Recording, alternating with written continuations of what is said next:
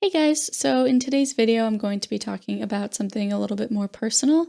I'm going to be talking about my decision to have myself hospitalized tomorrow. And the reason that I'm going to be talking about this and making a video about it is so hopefully I can help anyone else who's in my position feel a little bit less alone about how they're feeling, and also help show people how they can get help when they feel like they need some extra support. So the holidays are always pretty difficult for me, Thanksgiving and Christmas being especially difficult just because of some things in my childhood and some memories I have associated with them. So this time of year, I typically feel like my depression is getting worse. So some of the warning signs for me that I noticed was that I was having a lot of trouble sleeping. So my sleep got way worse, and I'm having a lot of trouble eating. These are things that typically have happened to me before I end up going to the hospital. So they're kind of like my first warning signs that my depression is starting to get worse. And the other big thing that I usually know means I have to go to the hospital is when my suicidal thoughts get worse and I start to plan more.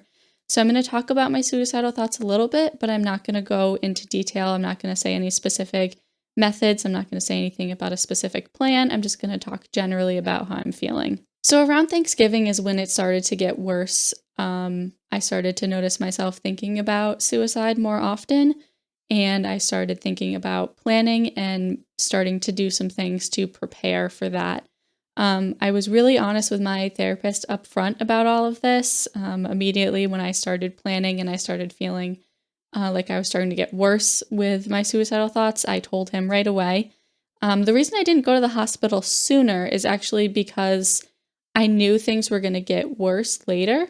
So it's really tricky to time for me when to go to the hospital, but I try to time it when I think things are going to be at their worst. Because if I went too early and then I got out and then things got worse, I would have to go back again right away, which again, there's nothing wrong with that, but sometimes it can be harder to get admitted.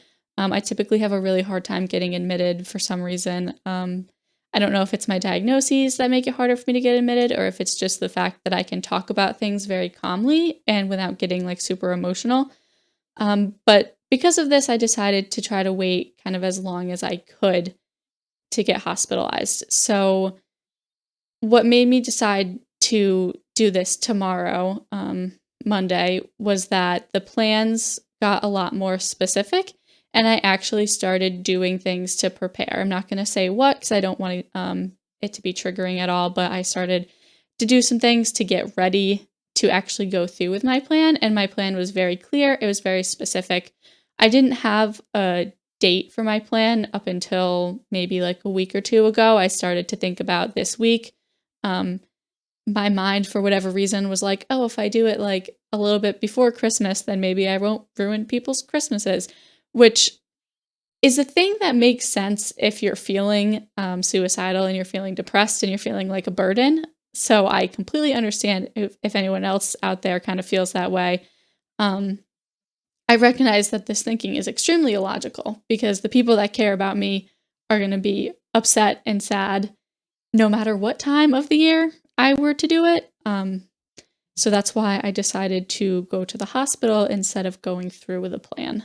So going to the hospital is never fun. It's never like an exciting, good experience, but it's definitely worth it. This will be my fifth time going. The other four times I've had some really good experiences while I was there, and I've had some really negative experiences while I'm there. But overall, the reason I go to the hospital is so I can stay alive.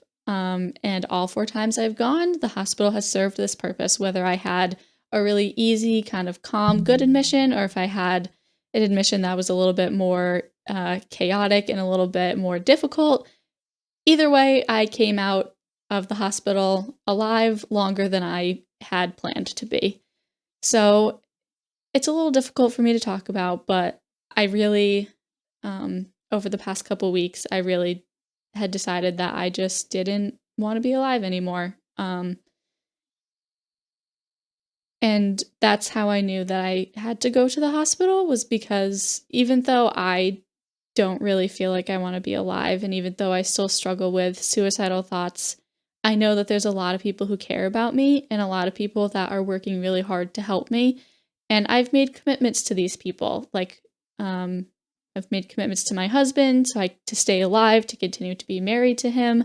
I made a commitment to my therapist to continue to stay alive so we could keep doing our work in therapy and helping me to resolve my trauma so that I can ideally one day have a better and happier life. So I'm not really doing this for myself, and I know that's like not a great thing to say, but I think for a lot of people who feel suicidal, it's okay if the only reason that you're staying alive currently is because of other people and because of how much you care for other people.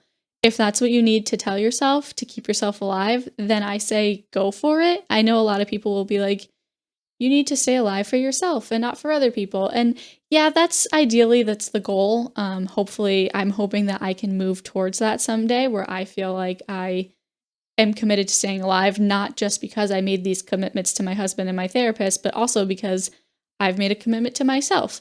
But I'm just not there yet. And that's okay. And if you feel this way too, and you're not there yet, and you feel like you're, staying alive for other people, that's totally fine and totally valid. It's a goal to keep working on to be able to say that you're living for yourself, but you can work towards that goal as long as you keep yourself alive. And if keeping yourself alive means telling yourself that you need to do it for other people, there's nothing wrong with that at all. So I just want to conclude this video by saying that the holidays are really difficult for a lot of people. And if you're struggling with anything like this, it's okay to ask for extra help. If you're not already seeing a therapist, it's a good idea to find one that you can trust that can help you.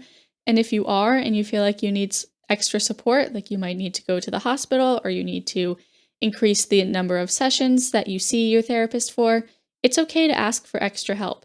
I have this problem, and I think a lot of people do too, where I feel like by asking for help, I'm doing the wrong thing. And by going to the hospital, I feel like I am failing. Like I'm in therapy to keep myself out of the hospital. So like I shouldn't be going back. So it feels like a failure. And if you feel that way about things in your life too, I just want to say that it's not a failure. It's really easy to say. It's another thing to believe it. It's still something I'm working on convincing myself. Something that my therapist told me, and I've shared this in other videos, is that any decision that I make that helps to keep me alive longer is always the correct decision. So if that means that I need to go to the hospital for a week, 2 weeks, whatever it is, to get that extra support and that extra security and safety, then that's what I'm going to do because that's what I need to do to keep myself alive. So if you're struggling, I highly recommend that you reach out to someone, anyone in your life that cares about you. I'm sure that they would be more than happy to listen to you and help you. If you feel like you can't keep yourself safe, know that you can always bring yourself to the hospital, and you can also call the suicide hotline. So in the United States, the suicide hotline is 988, and this is basically like 911, but for mental health crisis specifically. So that way you're going to talk to someone who is trained to talk about mental health and trained to talk to people who are considering suicide and trained to get you the extra support that you need. Sometimes the extra support that you need is just that phone call to talk to someone and tell them about what's going on and have them listen and validate you. Sometimes the extra support is getting you connected with a therapist or an intensive outpatient program. And sometimes the extra support means going to the hospital and getting the extra care that you need there. And there's nothing at all wrong with that.